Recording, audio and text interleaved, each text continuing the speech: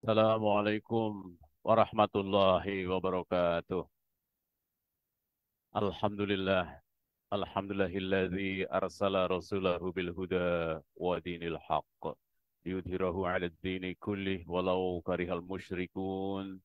Walau karihal munafiqun. Walau karihal kafirun. Asyhadu an la ilaha illallah wahdahu la syarikalah. Wa asyhadu anna muhammadan abduhu wa rasuluh. Allahumma salli ala Muhammad wa ala alihi wa ashabihi wa man tabi'ahu ila yaumiddin. Amma ba'du. Pada hari ini kita akan membahas bab tentang yakin dan tawakal. Hadirin hadirat rahimakumullah, tidak ada barisan yang pantas kita ikuti kecuali barisan orang-orang yang beriman dan bertakwa. Pada zaman Rasulullah Muhammad SAW, tidak ada jalan yang pantas diikuti kecuali ikut Ansor dan Muhajirin.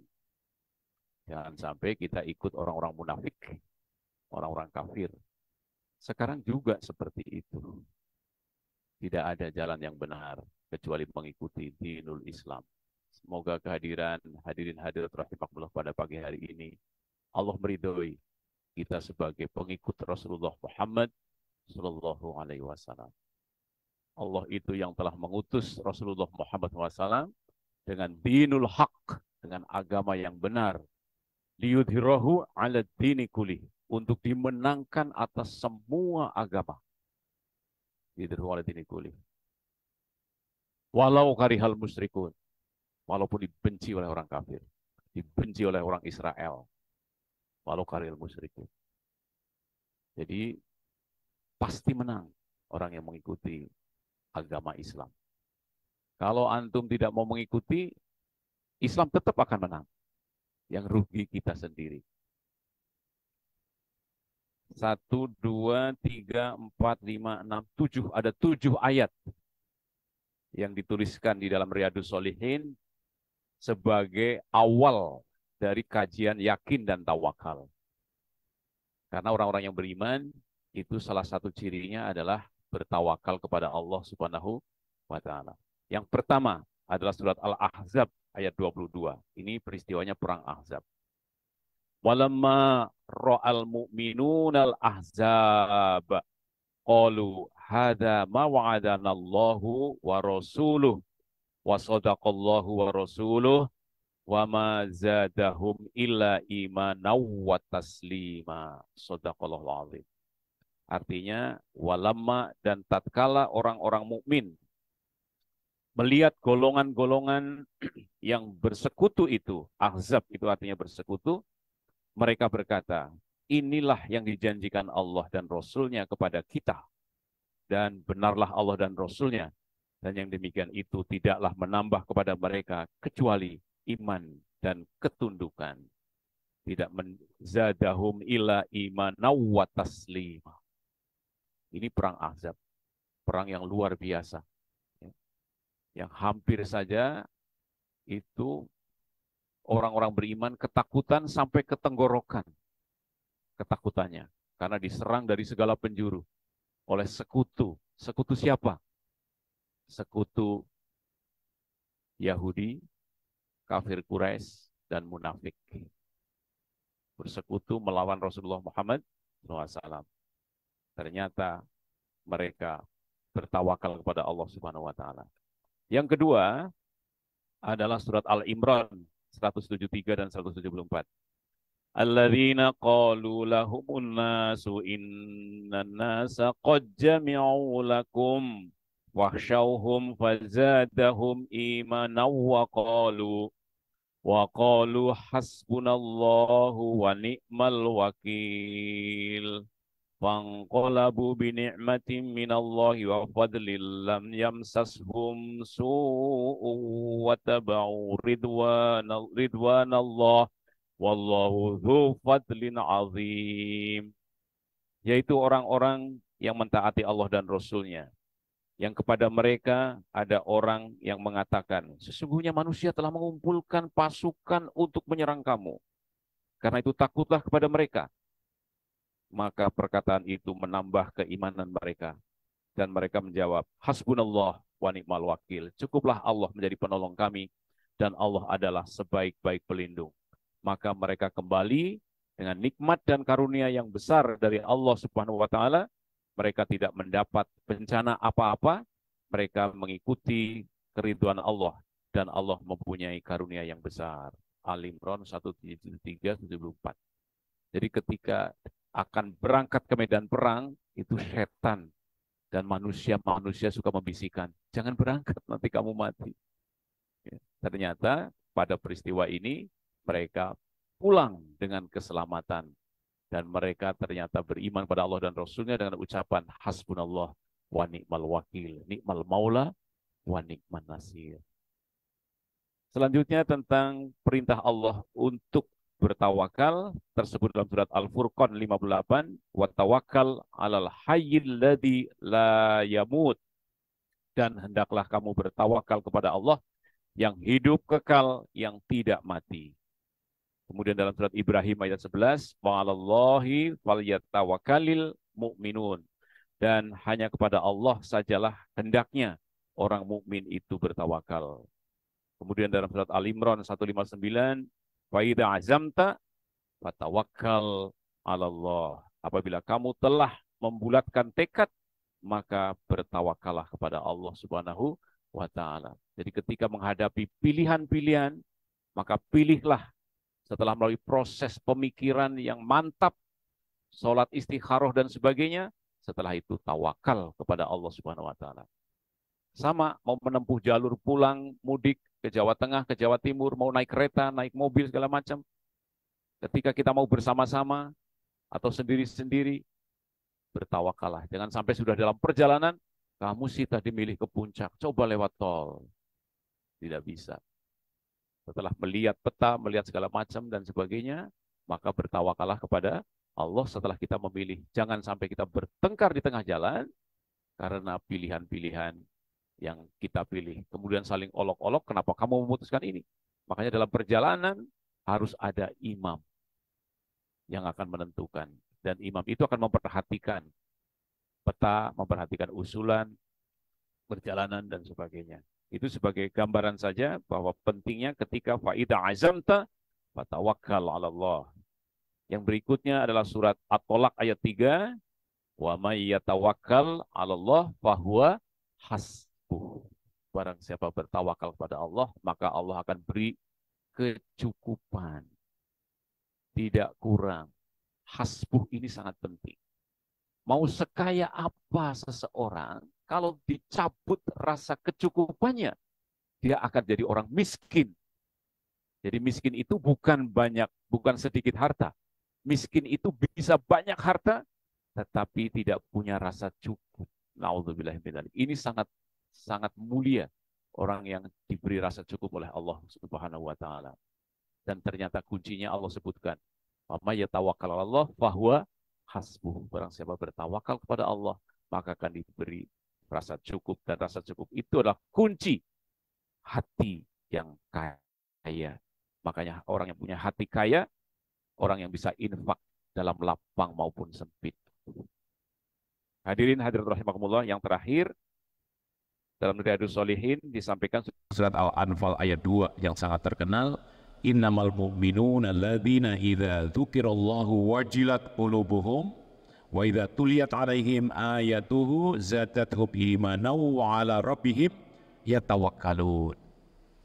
Innama, sesungguhnya orang-orang yang beriman itu ialah orang yang bila disebut nama Allah bergetar hati mereka, dan apabila dibacakan ayat-ayatnya bertambah iman mereka, dan hanya kepada Allah lah mereka bertawakal. Wa 'ala rabbihim yatawakkalun. Jadi salah satu ciri orang yang beriman dengan benar adalah bertawakal kepada Allah Subhanahu wa taala. Hadirin hadirat rahimakumullah, kita akan masuk pada hadis yang pertama dari Rasulullah Muhammad SAW. Ini dikisahkan oleh Ibnu Abbas. Suatu hari Rasulullah SAW bersabda, ditampakkan kepadaku umat terdahulu. Kulihat ada seorang nabi yang disertai dengan rombongan kecil. Ada pula nabi yang disertai dengan 1, 2 orang saja. Bahkan ada seorang nabi yang tanpa pengikut seorang pun. Kemudian tampak satu rombongan besar yang aku sangka mereka adalah umatku. Akan tetapi dikatakan kepadaku, ini adalah Musa dan kaumnya. Namun lihatlah ke ufuk sana. Kemudian aku melihat ke ufuk, tiba-tiba aku melihat satu rombongan besar. Lantas dikatakan kepadaku, lihatlah ke ufuk yang lain. Di sana aku melihat satu rombongan yang besar lagi. Kemudian dikatakan kepadaku, itulah umatmu yang di dalamnya terdapat 70.000 orang yang akan memasuki surga tanpa hisab dan tanpa disiksa lebih dahulu. Beliau kemudian bangkit dan masuk ke dalam rumah. Orang-orang ramai. Ramai membicarakan tentang orang-orang yang akan masuk surga tanpa hisab dan tanpa siksa. Salah seorang di antara mereka berkata, mungkin saja mereka adalah sahabat-sahabat Rasulullah SAW. Dan ada pula yang mengatakan, mungkin saja mereka adalah orang-orang yang dilahirkan dalam keadaan Islam dan dia tidak menyekutukan Allah sampai mati. Dan mereka menafsirkan bermacam-macam. Kemudian Rasulullah SAW keluar dari rumahnya, bersabda kepada mereka, apa yang sedang kalian bicarakan? Kemudian mereka menceritakannya. Maka beliau bersabda, mereka itu adalah, perhatikan dengan baik, orang yang tidak menjampi dan mereka tidak pernah minta dijampi. Jadi jampi ini adalah mengobati dengan ilmu dukun, ya, dengan ilmu jin. Mereka yang tidak meramal dan hanya kepada Allah sajalah mereka bertawakal. Kemudian Ukasyah bin Mihsan berkata, ya Rasulullah, doakanlah aku kepada Allah agar aku termasuk golongan mereka yang masuk surga tanpa dihisab dan tanpa disiksa. Beliau menjawab, engkau termasuk golongan mereka. Kemudian berdirilah orang-orang lain sambil berkata, ya Rasulullah, doakanlah kepada Allah agar aku termasuk golongan mereka. Beliau menjawab, engkau telah didahului oleh Ukasyah. Hadis riwayat Bukhari dan Muslim. Semoga Allah karuniakan kepada kita semuanya, hadirin hadirat rahimakumullah, termasuk 70.000 orang yang masuk surga tanpa dihisab dan tanpa disiksa. Amin, amin, ya Rabbal Alamin. Dan hendaklah kita bercita-cita untuk seperti itu. Jangan bercita-cita, ya nggak apa-apalah. Nanti masuk neraka dulu 1 tahun, akan diangkat. Ya nggak apa-apalah maksiat sedikit. Jangan bercita-cita yang seperti itu. Tapi bercita-citalah yang tertinggi. Seperti nasihat kedua orang tua kita, guru-guru kita, gantungkanlah cita-cita itu setinggi langit. Maka kalau jatuh di bintang. Sama juga doa yang diajarkan Allah SWT. Rabbana hablana min azwajina wa dzurriyyatina qurrata a'yun waj'alna lil muttaqina imama. Jadikanlah kami, keturunan kami, pemimpin bagi orang-orang yang bertakwa. Bukan waj'alna muttaqin, tapi ja'alna lil muttaqina imama. Jadikan kami pemimpin bagi orang yang bertakwa. Karena pemimpin orang yang bertakwa pasti orang yang bertakwa kepada Allah Subhanahu wa ta'ala. Jadi jadikanlah kami dan keturunan kami pemimpin bagi orang-orang yang bertakwa. Demikian hadis pertama. Semoga Allah karuniakan pada kita semuanya, termasuk 70.000 orang yang masuk surga tanpa hisab. Hadis yang kedua dari Ibnu Abbas radhiyallahu an, ia berkata, sesungguhnya Rasulullah SAW berdoa, ya Allah, hanya kepadamu aku berserah diri, dan kepadamu aku percaya sepenuh hati, dan hanya kepada engkaulah aku kembali, dan untukmulah aku berjuang. Ya Allah, aku berlindung dengan kemuliaan-Mu yang tiada Tuhan selain Engkau, dan aku mohon agar Engkau tidak menyesatkan diriku.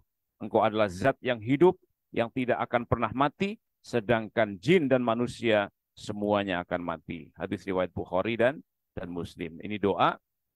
Yang ketiga dari Ibnu Abbas masih radhiyallahu anhu berkata, hasbunallah wa ni'mal wakil. Kalimat ini pernah dibaca oleh Nabi Ibrahim alaihissalam ketika beliau dilemparkan ke dalam api. Dan juga dibaca oleh Nabi Muhammad SAW ketika orang-orang kafir mengatakan, sesungguhnya orang-orang Quraisy telah mengumpulkan pasukan untuk menyerang kalian. Oleh karena itu, takutlah kalian kepada mereka, akan tetapi perkataan itu malah mengucapkan hasbunallah wa ni'mal wakil. Hadis riwayat Bukhari. Pada riwayat Bukhari yang lain, bahwa Ibnu Abbas radhiyallahu anhu berkata, kalimat terakhir yang diucapkan oleh Nabi Ibrahim ketika dilemparkan ni'mal wakil. Allah cukup menjadi penolong bagi kami. Allah adalah sebaik-baik pelindung. Jadi ketika kita menghadapi ujian, cobaan yang sekiranya kita tidak mampu lagi untuk segala macam, maka bacalah hasbunallah wa ni'mal wakil, ni'mal maula wa ni'man nasir. Hadis keempat dari Abu Hurairah radhiyallahu an, dari Nabi SAW, beliau bersabda, akan masuk surga orang-orang yang mempunyai hati seperti hati burung. Hadis riwayat Muslim. Nanti akan ada hadis lagi yang terkait dengan ini. Yang kelima, dari Jabir radhiyallahu an, ia berkata, aku berperang bersama Nabi SAW menuju ke arah Najd. Tatkala Rasulullah kembali, kami pun ikut kembali.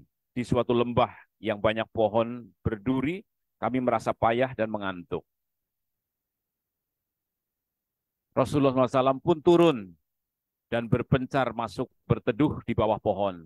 Kemudian beliau menggantungkan pedangnya, sedangkan kami semua tertidur. Tiba-tiba Rasulullah SAW memanggil kami, sedangkan di dekat beliau ada seorang badui.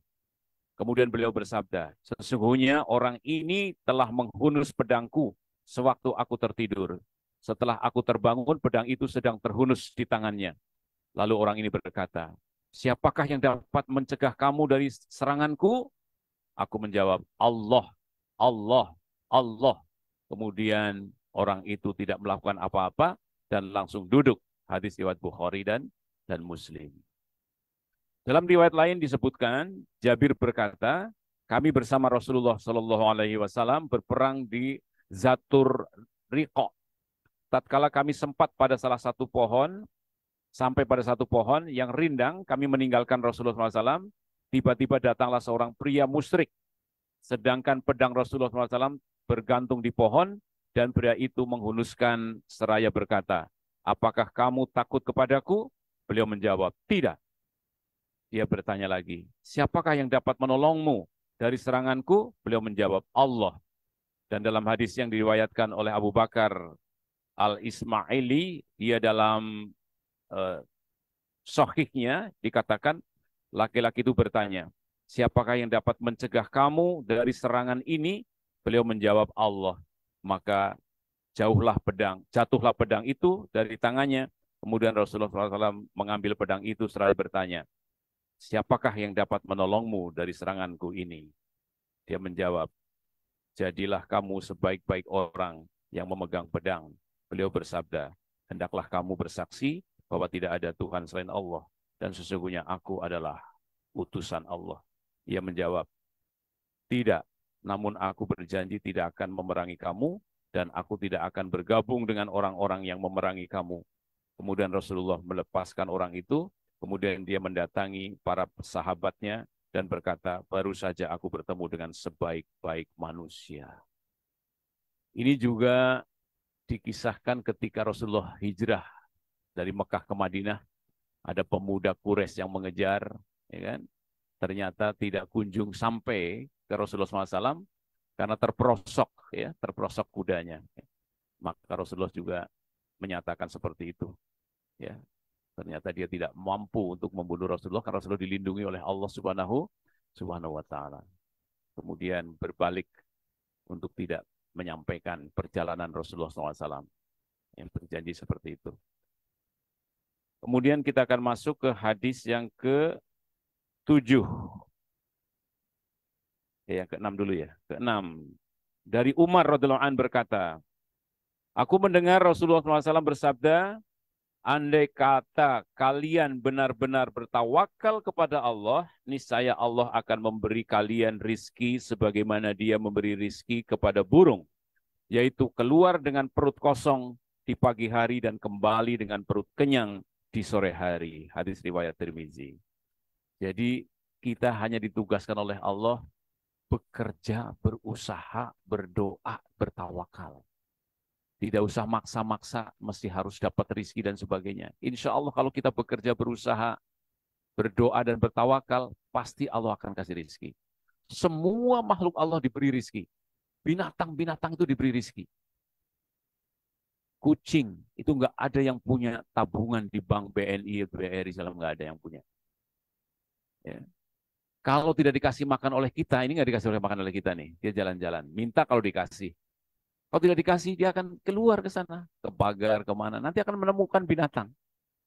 Bisa menemukan tokek, kadal, atau apa. Ya, sarapan pagi dia bisa dapat dari itu.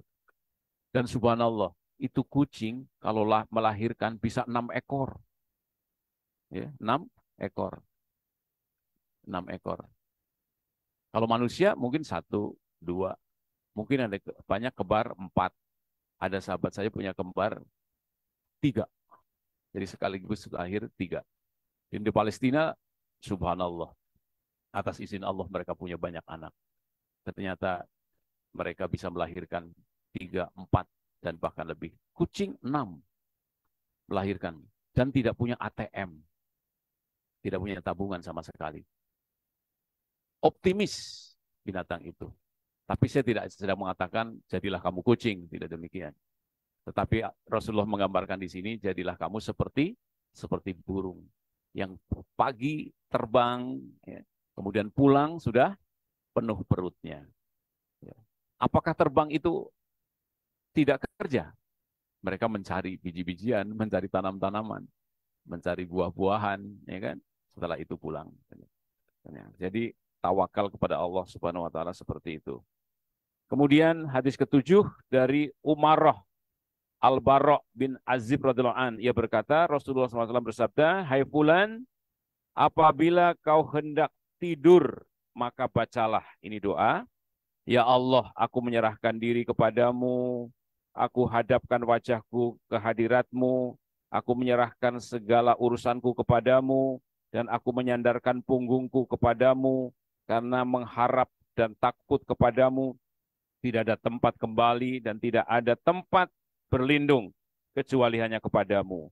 Aku percaya dengan sepenuh hati terhadap kitabmu yang telah engkau turunkan dan terhadap nabimu yang telah engkau utus." Dengan membaca doa ini, apabila kalian mati pada malam itu, maka mati dalam keadaan bersih dari dosa, dan jika kamu masih hidup sampai pagi harinya, maka engkau akan mendapat kebaikan. Hadis riwayat Bukhari dan Muslim. Ini hadis yang ke-7, harus dihafalkan doanya. Ya. Doa sebelum tidur. Dalam riwayat lain yang juga diriwayatkan oleh Bukhari dan Muslim dari Al-Bara', ia berkata, Rasulullah SAW bersabda kepadaku, "Jika kamu hendak tidur, maka berwudulah terlebih dahulu, sebagaimana kamu wudu untuk sholat, kemudian berbaringlah pada punggungmu yang sebelah kanan, lalu bacalah doa seperti tersebut di atas." Ia meneruskan hadis ini seperti hadis di atas, kemudian beliau bersabda, "Dan jadilah doa sebagai akhir penghabisan dari apa yang kamu ucapkan." Oke, ini jadi berwudu dan berdoa sebelum tidur. Yang ke-8 dari Abu Bakar Siddiq radhiyallahu an, Abdullah bin Utsman bin Amir bin Ka'ab bin Sa'ad bin Taim bin Murrah bin Ka'ab bin Luay bin Khalid Al-Quraisy At-Tamimi radhiyallahu an, ayah dan ibunya termasuk sahabat Nabi, ia berkata, tatkala kami berada di Gua Sur, dari Abu Bakar ini. Siapa yang bersama dengan masuk ke Gua Sur? Rasulullah berdua bersama Abu Bakar Siddiq radhiyallahu anhu. Aku melihat kaki-kaki orang musyrik berada di atas kepala kami. Kemudian aku berkata, wahai Rasulullah, seandainya salah seorang di antara mereka melihat ke bawah telapak kakinya, dia pasti akan melihat kita. Beliau menjawab, wahai Abu Bakar, apakah yang kamu cemaskan terhadap dua orang sedangkan Allah ketiganya? Hadis riwayat Bukhari dan Muslim. Ini sangat terkenal ayatnya tentang detik-detik hijrahnya, yaitu surat At-Taubah ayat 40. Illa tansuruhu faqad nasarahullah. Id akhrajahul ladina kafaru saniyasnaini idhuma fil ghar. Id yaqulu li sahibihi la tahzan innallaha ma'ana. Wa anzalallahu sakinatahu alaihi wa ayyadahu bijunudi lam tarauha wa ja'ala kalimatullahi al-ulya wa kalimatul kafir sufla. Seruan orang kafir menjadi rendah dan kalimat Allah menjadi tinggi. Itu yang disebut dengan detik-detik hijrah Rasulullah. Ada hadisnya dari Abu Bakar Siddiq dan juga ada ayatnya surat At-Taubah ayat 40. Jika kamu tidak menolong Muhammad, maka Allah telah menolongnya. Kapan? Ketika dia berada menjadi salah satu di dalam gua, salah satu dari dua orang yang ada di dalam gua. Ketika Abu Bakar Siddiq menangis karena melihat tentara kafir Quraisy di depan mulut gua, kalau dia menundukkan kepalanya, pasti dia akan melihat kita. Ternyata Rasulullah mengatakan, la tahzan innallaha ma'ana. Jangan bersedih. Sesungguhnya Allah beserta kita. Maka Allah turunkan sakinah, dan bukan hanya sekedar sakinah, tapi wa ayyadahu bijunud lam tarauha. Allah kirim tentara yang kamu tidak melihatnya.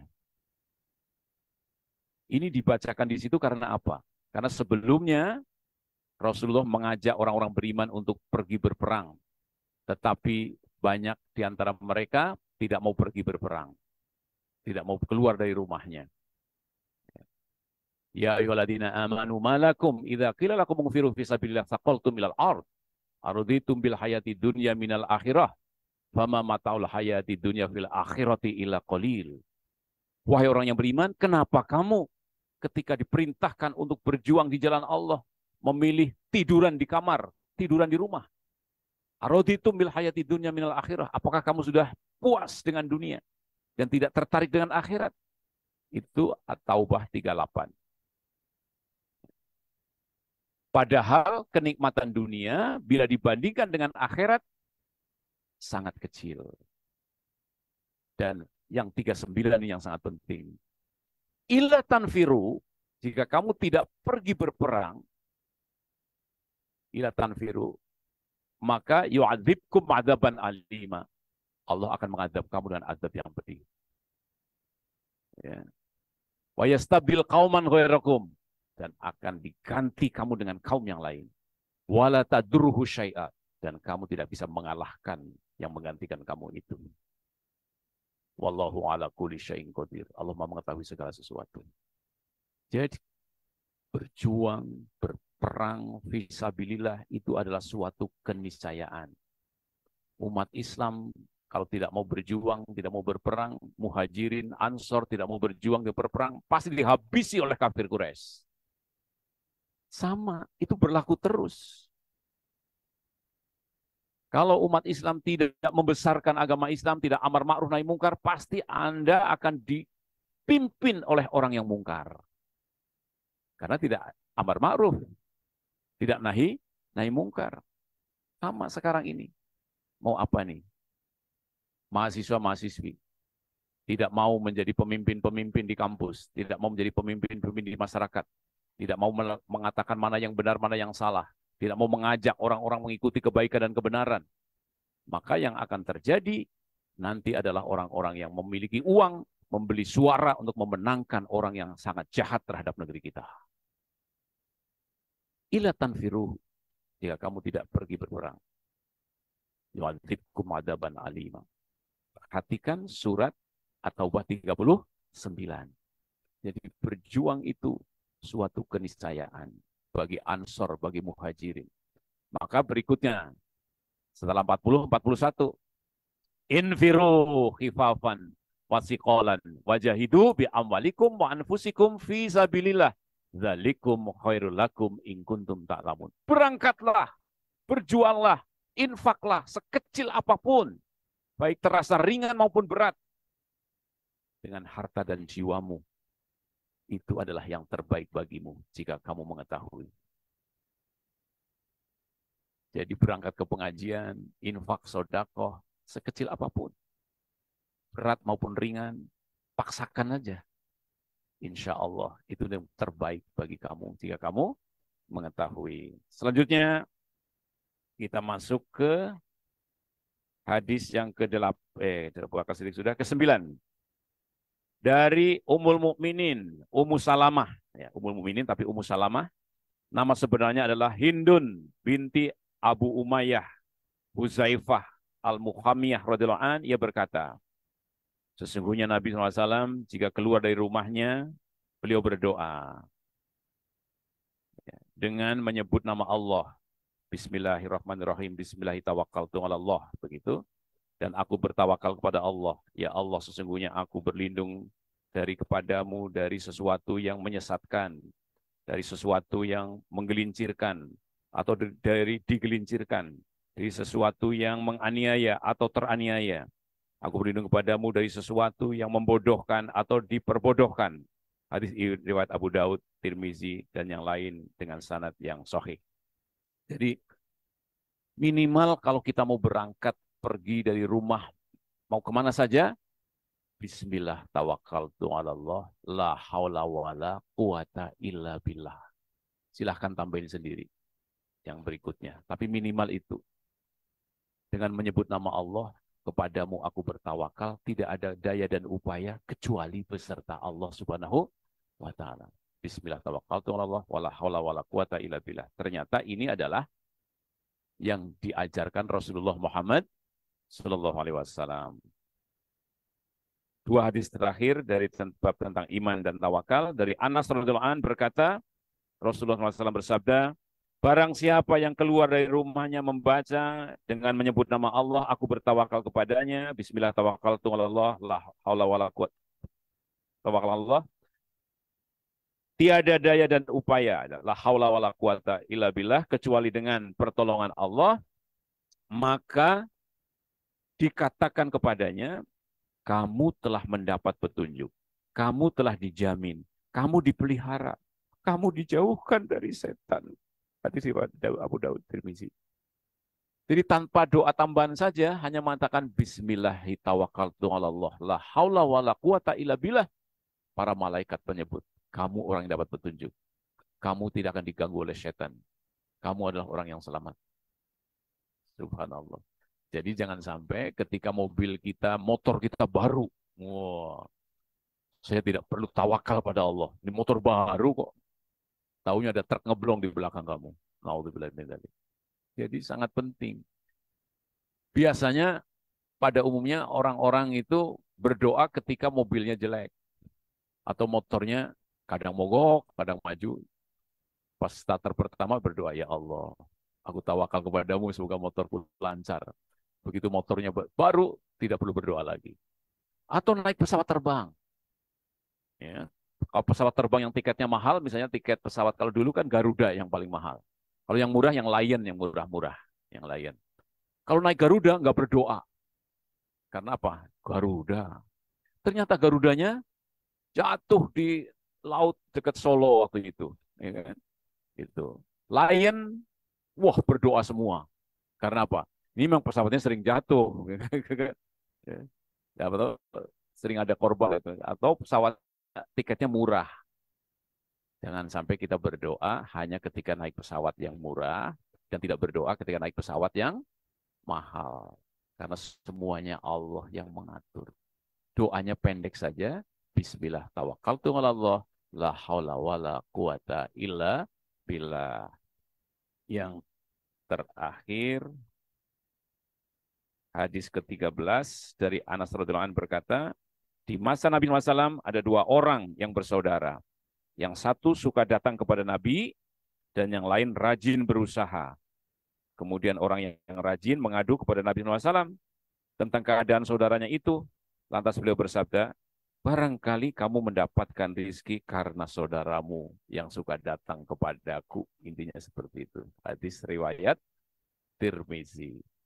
Jadi sebenarnya rezeki yang Allah berikan kepada kita lewat siapa saja itu adalah dari Allah Subhanahu wa taala. Ini. Siapa saja. Ya, keluar dari pengajian, ada orang memberi rizki pada kita. Sebenarnya dari siapa? Dari Allah Subhanahu wa Ta'ala. Demikian yang dapat saya sampaikan dari Riyadhus Shalihin. Bab ke-7 yaitu tentang iman dan tawakal. Semoga Allah karuniakan kita keimanan dan kemampuan bertawakal dan kita dimasukkan ke dalam surga tanpa hisab. Amin ya rabbal alamin. Assalamualaikum warahmatullahi wabarakatuh. Waalaikumsalam warahmatullahi wabarakatuh. Jazakallah khair kepada Ustaz Hasim ya yang telah memaparkan tadi materinya tentang tawakal, tentang iman betul. Mungkin kita akan membuka sesi pertanyaan nih bagi teman-teman yang masih bingung tentang tawakal yang baik atau gimana sih gitu. Nah, boleh tuh disampaikan atau ada unek-unek nih mau curhat, boleh sama Ustadz nih. Mumpung Ustadznya ada di sini nih. Ya, silahkan. Silakan.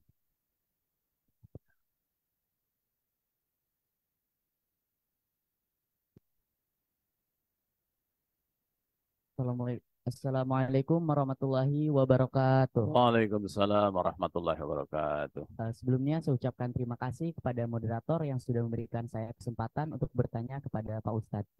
Izin memperkenalkan diri, perkenalkan nama saya Dadan Ramdhani, saya dari Departemen Fisika Fakultas Sika. MIPA. Izin bertanya Pak Ustadz, eh, yang pertama saya itu pagi tadi membaca buku tentang behavior, tentang kebiasaan. Ternyata kebiasaan itu menimbulkan sesuatu yang besar. Nah, di sini jika dikaitkan dengan tawakal, saya penasaran apa sih behavior atau kebiasaan orang-orang yang bertawakal khususnya untuk mahasiswa. Terus yang kedua, saat ini kan zaman sudah digital ya Pak Ustadz. Semuanya itu ada bahkan di HP ini gitu. Nah, kalau saya pikir itu juga bisa memberikan dampak negatif bahwasanya kita bisa nggak bertawakal kepada Allah karena kita merasa nggak cukup ketika melihat orang lain gitu Pak Ustadz. Nah, kalau menurut Pak Ustadz sendiri, bagaimana kalau menurut pendapat Pak Ustadz, bagaimana sih cara untuk menyiasati hal itu sehingga kita walaupun ada dan melihat di dista ini tetap merasa bertawakal kepada Allah. Terus yang terakhir Pak Ustadz, tadi kan tentang menjamping ya. Kalau bahasa Sundanya mah ngejampe gitu ya. Nah, ternyata di desa itu masih banyak Pak Ustadz yang kayak gitu. Bahkan kalau misalkan ada bayi yang nangis, aduh udah panggil aja itu gitu, dan lain sebagainya. Nah, sebetulnya menjampe yang laknatullah itu seperti apa gitu Pak Ustadz. Kadang kata-katanya itu ya udah panggil Ustadz aja gitu, seperti itu. Terima kasih. Assalamualaikum warahmatullahi Waalaikumsalam wabarakatuh. warahmatullahi wabarakatuh. Langsung. Ya, behavior nomor 1. Ya, berarti gaya hidup yang sudah mentradisi. Jadi mari kita biasakan seperti kebiasaan para nabi dan rasul dan orang-orang soleh. Apa yang harus kita kerjakan? Sebelum tidur, berdoa. Bangun tidur, berdoa. Itu behavior yang kayak gitu. Ya. Kemudian sholat tahajud, kemudian sholat subuh berjamaah, kemudian membaca al-surat, itu behavior. Pasti ketika kita akan naik sepeda motor, sudah behavior. Bismillah tawakkaltu 'ala Allah, la haula wala quwata illa billah. Tetapi jangan sampai behavior itu tanpa merasuk dalam jiwa, tanpa merasuk ke dalam hati. Karena saking behaviornya, Al-Fatihah saja sambil berpikir kemana? Allahu Akbar, Alhamdulillahirrahmanirrahim. Bagus cat baru. Ar-Rahmanir-Rahim, Maliki Yaumiddin. Iyyaka na'budu wa iyyaka nasta'in. Nah, jadi memang yang diajarkan dalam Islam itu adab. Adab itu adalah tradisi kebiasaan. Rasanya kita kalau mau pergi ke sekolah, ada sesuatu yang ganjil. Ketika belum, pamit ke ibu dan papa, dan mencium tangan keduanya. Ada yang ganjil. Nah, itu tradisi seperti itu. Karena apa? Doa ibu, doa bapak dikabulkan Allah SWT. Nah, belajar dengan baik. Jaga dirimu. Hormati guru. Belum. Nah, tradisi ini. Jadi mahasiswa ada seperti itu. Jangan sampai karena kita sudah belajar dengan baik, masuk ke ruang UTS, wah tidak berdoa lagi. Biasakan berdoa. Dan biasanya pengawas juga mempersilahkan, silahkan berdoa terlebih dahulu. Jangan lupa tulis nama, nomor induk dan sebagainya. Jangan sampai kita tidak urut seperti itu. Jadi adab itu sangat penting. Adab adalah tradisi, kebiasaan dari orang-orang yang beriman kepada Allah Subhanahu wa Ta'ala. Apalagi Anda semuanya para mahasiswa dan para mahasiswi yang beragama Islam. Jangan seperti orang-orang yang tidak beriman kepada Allah, tidak bertawakal kepada Allah Subhanahu wa taala. Ini yang pertama. Yang kedua apa tadi? Ya, sudah era digital ya. Jadi era digital itu memang akan mengubah gaya proses belajar mengajar di kampus. Kalau dulu semua dosen menyampaikan dengan PowerPoint dan segala macam, sekarang dosen tidak perlu lagi menyampaikan itu. Cukup menyampaikan apa yang akan kita pelajari. Silahkan Anda buat PowerPoint, presentasikan, nanti apakah benar atau salah kita menjadi fasilitator. Karena apa? Sumber belajar sudah ada di HP-mu. Anda ketik apa tentang diabetes mellitus? Ada di situ. Lengkap banget. Capek sudah dengerin Pak Hasim diabetes mellitus adalah, udah nggak seperti dulu lagi. Apalagi sebelum PowerPoint, dulu kita pakai apa? Pakai plastik kita tulis apa itu materi-materi kuliah. Sekarang tidak demikian lagi. Nah, yang tidak berarti ketika ada sumber-sumber pembelajaran, apakah Anda akan sukses ketika tidak membaca? Tidak juga. Ya. Jadi mesti kita baca sumber-sumber belajar yang sudah disediakan oleh sistem internet sekarang ini dengan sebaik-baiknya. Semakin banyak membaca materi terkait fisika, Anda akan lebih tahu bagaimana solar cell itu dibuat, kok bisa nangkep cahaya matahari, kok bisa menjadi energi listrik. Ada semua, tapi harus kita baca. Sama di dalam medis juga, obat-obat yang diberikan dokter itu sekarang ada semua. Ada apa? Hipertensi. Ada di sana. Obatnya apa? Obat hipertensi. Keluar semua. Ya, jadi kalau ibumu, bapakmu, atau kakekmu kena hipertensi, lihat obatnya apa. Oh ini, kamu lihat di Google. Oh ini kerjanya gimana? Ada semua. Makanya para dosen farmakologi juga tidak perlu menerangkan apa ini segala macam. Tetapi menyampaikan secara garis besar sebagai fasilitator, sebagai kerja kelompok. Kemudian yang satu tugas membaca ini, tugas membaca itu, setelah itu digabungkan, dipresentasikan. Yang terakhir, nah, jampi-jampi ini. Intinya, ya, Allah itu tidak mau disekutukan. Wa qadha rabbuka alla ta'budu illa iyyahu wa bil walidaini ihsana. Itu dalam surat Al-Isra, ya.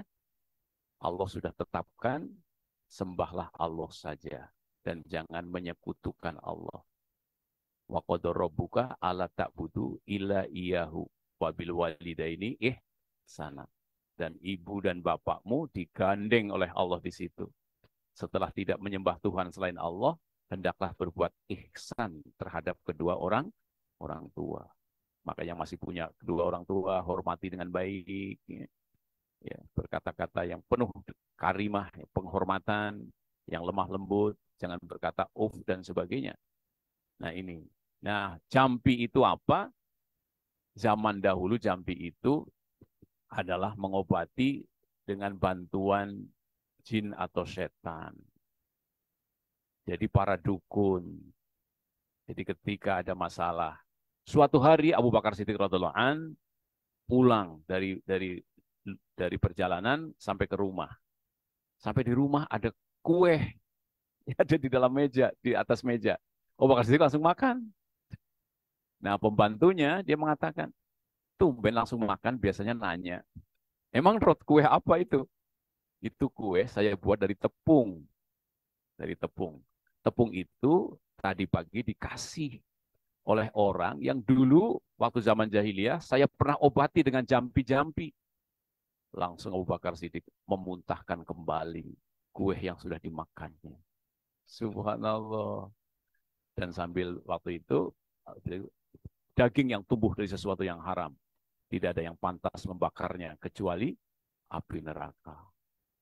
Abu Bakar Siddiq sampai hati-hati seperti itu. Jadi pembantunya dulu pernah jadi dukun. Ya pokoknya mengobati bukan karena dengan nama Allah. Tapi ketika kita diajarkan Rasulullah SAW ketika ada orang sakit memanggil ustadz. Nah itu ada yang dibolehkan oleh Rasulullah SAW. Dibacakan Al-Fatihah dengan ngambil air ya. Air dibacakan Al-Fatihah. A'udzubillahi minasyaitonirrajim. Bismillahirrahmanirrahim. Alhamdulillahirabbil alamin arrahmanirrahim. Maliki yaumiddin, iyyaka na'budu wa iyyaka nasta'in, ihdinas siratal mustaqim, Siratal ladzina an'amta 'alaihim ghairil maghdubi 'alaihim waladdallin. Amin. Kalau bisa minum, diminumkan. Maka insya Allah bisa sembuh. Itu yang dibolehkan. Karena dicontohkan oleh Rasulullah Muhammad Sallallahu Alaihi Wasallam itu Al-Fatihah itu syifa, adalah bisa mengobati orang yang sakit. Itu bukan jampi yang kayak gitu. Tapi pengobatan cara Rasulullah Muhammad SAW. Yang jampi itu adalah orang yang tidak karena minta tolong pada Allah, tapi dia minta tolong kepada selain Allah Subhanahu wa taala. Itu yang diharamkan. Demikian jawaban saya, jadi jelas ya. Oke.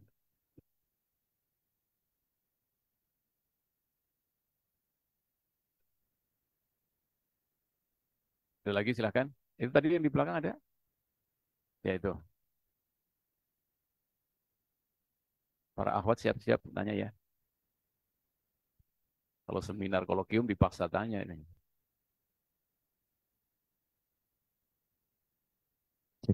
Bismillahirrahmanirrahim. Assalamualaikum warahmatullahi wabarakatuh. Waalaikumsalam warahmatullahi wabarakatuh. Sebelumnya terima kasih Ustadz atas waktunya.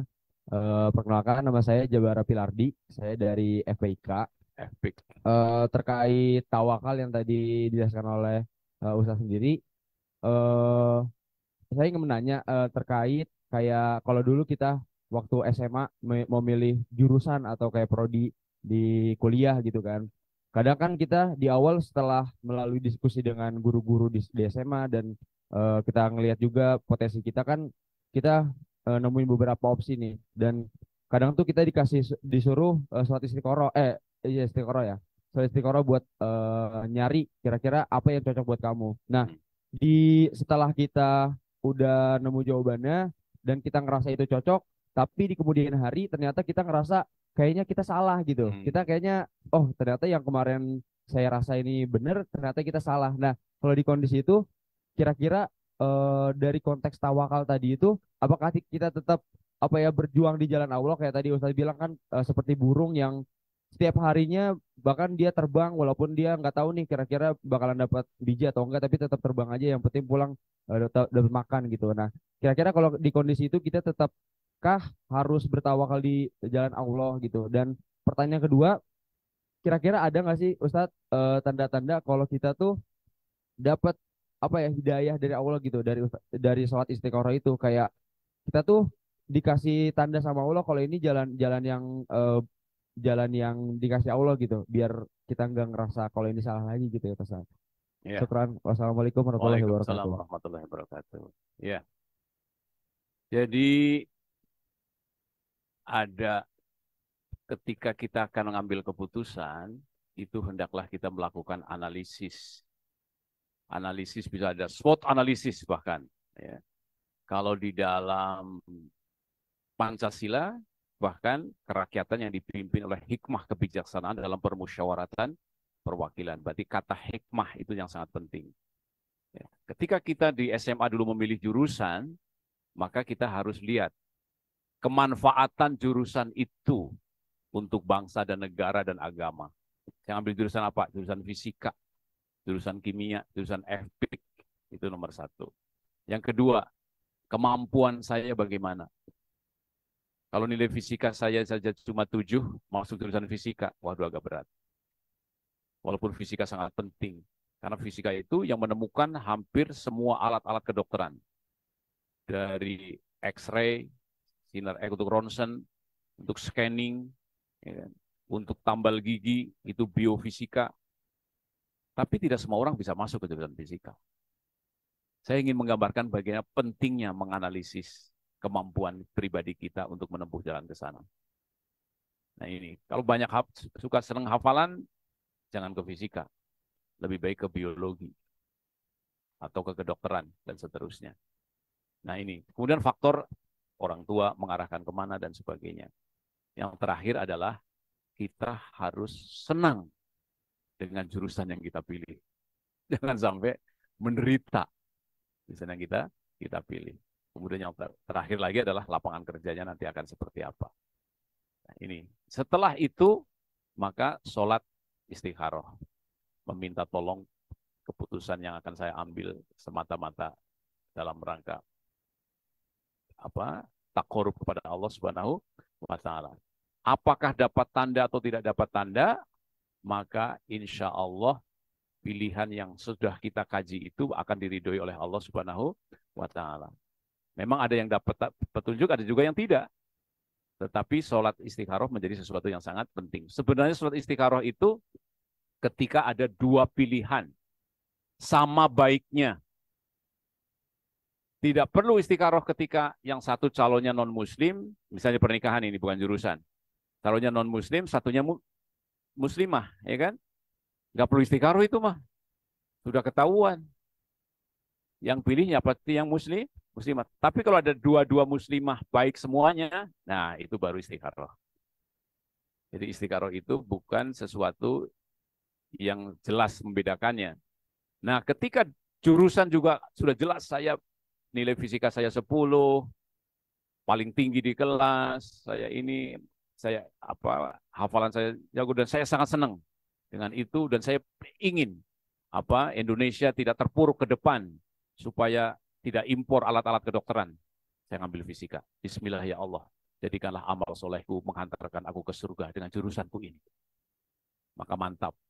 Nah, ketika ketemu fisika, ternyata dosen-dosennya killer, ya kan? Paksa ini, paksa itu. Nah, wa idza azamta wa tawakkal 'ala Allah. Bila sudah berazam, maka tawakal kepada Allah. Pasti Allah di balik itu ada kebaikan. Setelah bersama kesusahan, keberatan atau tugas-tugas itu ada kemudahan. Nah, itu yang harus diambil. Ketika sudah mengawali dengan analisis, ya tadi, kemudian mengawali dengan doa kepada Allah, mengambil keputusan, maka jangan sampai sudah 2 semester keluar dari fisika. Nah, bagaimana ini? Pertimbangkan dengan sebaik-baiknya. Makanya itu masih dibolehkan juga, tapi tetap perhitungkan. Kita sudah 1 tahun ya, berjalan, mau pindah kemana, mau pindah ke ekonomi dari fisika, lebih nggak ngerti lagi. Ya kan? Jadi perhitungan dengan baik, lebih baik tawakal pada Allah, kita teruskan, kita selesaikan 3 tahun lagi Anda lulus. Daripada ganti jalur gara-gara menghadapi. Makanya ketika menghadapi masalah, jangan lari dari masalah. Hadapi masalah itu. Ya. Sama dulu ketika kita SMP. SMP itu paling stres tuh kalau suruh mimpin upacara hari Senin pagi. Suruh ngibarin bendera dengan langkah tegap, ya kan? Tangan kanan apa tangan kiri dulu maju, akhirnya tangan kiri bareng-bareng tangan kiri. Saking konsentrasinya, saking stresnya, ya kan? Itu situ. Dan kalau kita datang di SMP dulu, kalau datangnya sudah jam 7, nggak boleh masuk. Kita parkir di luar nunggu sampai nanti dibuka setelah upacara selesai. Nah, jangan lari dari itu. Artinya jangan sampai ketika kita mendapat tugas upacara, terus kamu memperlambat diri aja, terlambat, tambah stres lagi. Begitu terlambat masuk, dipanggil sama guru OSIS, tanggung jawab OSIS. Kenapa kamu tidak berangkat? Jangan lari, lebih baik hadapi saja. Pengibar bendera, pengibarkan bendera. Jadi komandan, hadapi saja. Tidak ada orang yang sempurna, tidak ada orang yang lahir sudah terampil segala macam. Semuanya perlu waktu, perlu latihan dan sebagainya. Sama, antum-antum semua yang muda suatu hari harus latihan jadi khotib. Ya, khotib pertama membawa teks, ya kan? Segala macam. Hati-hati pegang teks. Kalau ada fan, teksnya kabur. Terus alhamdulillahirobbilalamin, shadaqallahul adzim, selesai khotbahnya. Ya kan? Nah, seringkali ketika kita baru latihan khotib pertama kali, kita panjang banget ingin disampaikan, ini, itu. Sampai jam 1 ternyata udah jam 1 kelewat. Nah, jadi nggak apa-apa, lebih baik berani latihan daripada tidak berani sama sekali. Balighu anni walau ayah. Nah, jadi saya menyampaikan antum semuanya, ketika akan ngambil keputusan, maka analisis dengan sebaik-baiknya, kemudian berdoa kehadirat Allah, kemudian ketika menghadapi masalah, hadapi, tawakal kepada Allah Subhanahu wa Ta'ala. Karena di balik itu akan ada kemudahan dari Allah Subhanahu wa Ta'ala. Nggak mungkin sesuatu yang sudah hasil analisis tiba-tiba menjadi sesuatu yang buruk. Demikian, Mas. Jadi kalau harus mengambil itu memang harus ada sesuatu, mengambil jalur lain itu harus memang sangat-sangat berat. Ya. Sama kayak pintu perceraian dalam pernikahan, ya kan? Itu sesuatu kan yang dibenci oleh Allah Subhanahu wa taala. Tapi tidak berarti tidak boleh. Boleh kalau memang sangat-sangat berat. Mudorotnya sangat berat. Tapi kalau tidak, lanjutkan. Hadapi dengan sebaik-baiknya. Insya Allah di balik keberatan ujian itu akan ada kebaikan. Demikian. Terima kasih.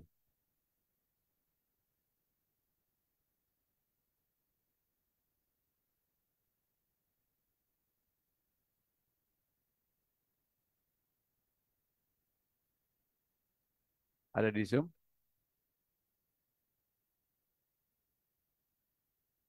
Silahkan.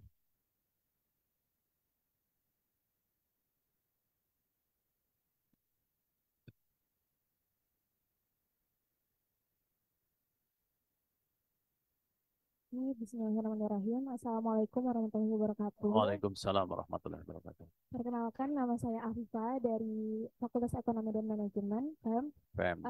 Izin bertanya, Ustadz. Saya kan pernah melakukan suatu kegiatan yang dimana itu saya di bagian konsumsi suatu kegiatan tersebut. Nah, pada saat itu peserta, jadi itu kan kegiatannya itu berkelanjutan ya, hari demi hari gitu. Nah, peserta yang datang sebelumnya itu tidak terlalu banyak gitu, dan saya itu di bagian pemesanan konsumsi. Sebenarnya kan tawakal sama ikhtiar itu sama lah ya intinya.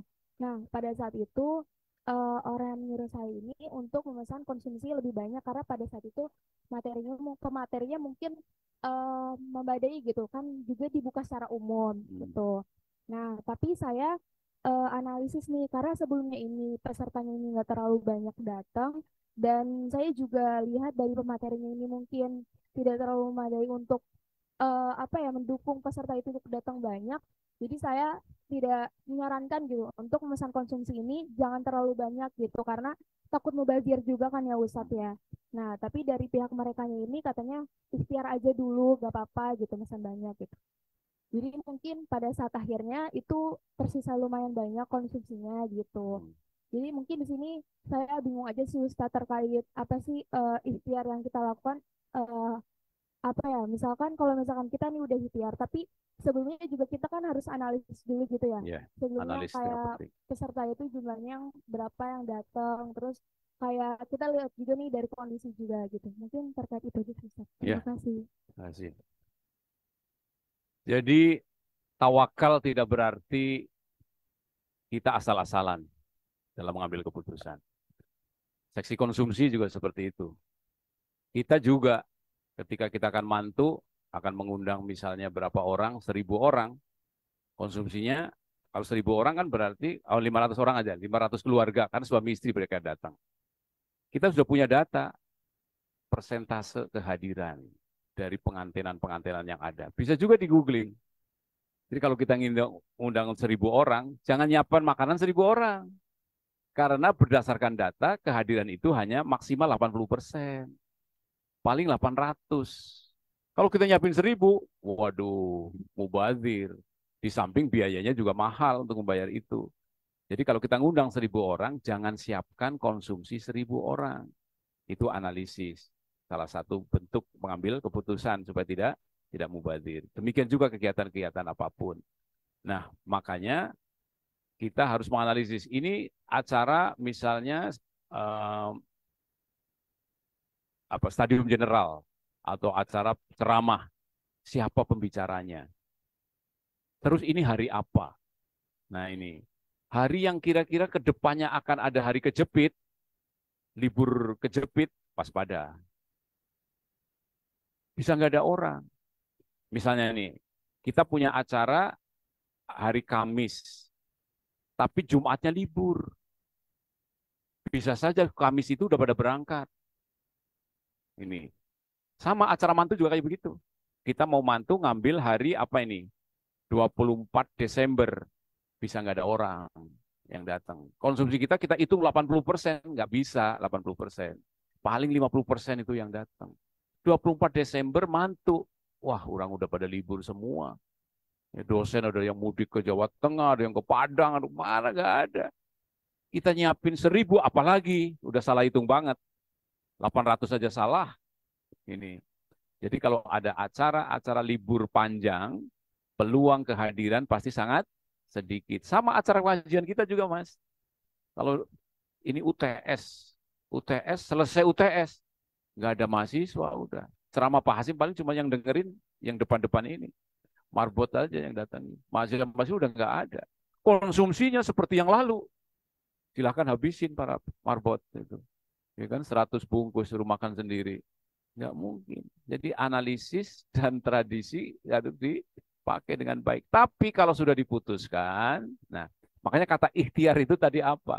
Ikhtiar itu bukan berarti kita harus pesen banyak saja, nanti kalau lebih, ya bagaimana, nggak bisa kayak gitu. Ikhtiar itu harus dilandasi oleh data, oleh pengalaman, oleh keadaan. Ini hari apa, mahasiswa lagi UTS, mahasiswa ini nggak akan ada yang ngaji. Makanya ini Al-Huriyah nanti kalau UTS pasti pada nggak datang. Libur aja Pak Hasim daripada ke sini yang dengerin cuma marbot. Ya, libur kita. Jadi kita tinggal berapa kali lagi nanti akan pertemuan. Begitu ya, Mbak. Jadi ikhtiar itu jangan dipisahkan dengan analisis. Ya, jadi analisis pengalaman. Jadi nanti kalau kamu mau mantu boleh hubungi Pak Hasim. Berapa pesennya Pak Hasim? Gitu kan? Karena Pak Hasim anaknya 10 sudah mantu sekian kali, ya kan? Ini sudah pengalaman gedung yang mana yang paling bagus. Jangan sampai, terus juga jangan sampai kalau calon pengantin karena tidak punya uang, akhirnya lama banget nggak jadi pengantin-pengantin karena lagi ngumpulin uang. Sementara peluang-peluang berbuat maksiat berat banget ujiannya. Jadi lebih baik pas-pasan uangnya, tapi bisa ijab kabul dan sah daripada ngumpulin uang kebanyakan, mau sewa gedung yang mahal-mahal, lebih baik di Al-Huriyah saja, murah juga kok di sini bisa. Nanti prasmananya di sebelah sana. Undangan mau 50 orang juga boleh kok. Yang penting keluarga besar datang. Jadi utamakan yang wajib dulu daripada mengejar yang sunnah. Syukur-syukur bisa sekaligus seperti itu. Tapi kalau tidak, wajib dulu aja. Kalau nggak ada lagi yang untuk prasmanan di gedung sana, kita ke KUA juga boleh berangkat ke sana kalau memang nggak ada sama sekali. Naik delman juga nggak usah pakai mobil juga bisa. Naik delman mau kemana? Mau ke KUA, mau apa nikah? Pakai delman. Oh justru ini pakai delman. Kayak tokoh-tokoh politik sekarang kan, ada yang naik sepeda, naik delman, naik becak. Ini pengantin naik delman, ya kan? Karena nggak punya uang yang cukup. Itu lebih baik daripada kita mengumpulkan itu. Jadi ikhtiar, jangan lepaskan dari analisis data. Demikian. Ini sangat penting ya, karena kalau di dalam kepanitiaan kan mesti ada ketuanya. Ada ketuanya, ada sesi konsumsinya. Makanya ketua itu harus yang paling berilmu, ya kan? Ya, harus paling berilmu. Jadi mau berapa, nah sampaikan ke ketua, nanti keputusan di tangan ketua. Jadi supaya sesi konsumsi nggak salah-salah amat. Bagaimana Pak Ketua? 1.800, 600 porsi ini untuk makan ini. Ketua baru berpikir. Ingat ceramah Pak Hasim waktu itu. Udah 700 saja kalau begitu. Nggak 800, nggak 600, 700. Kalau lebih nanti dibagikan ke tetangga-tetangga atau teman-teman yang lainnya. Demikian. Terima kasih.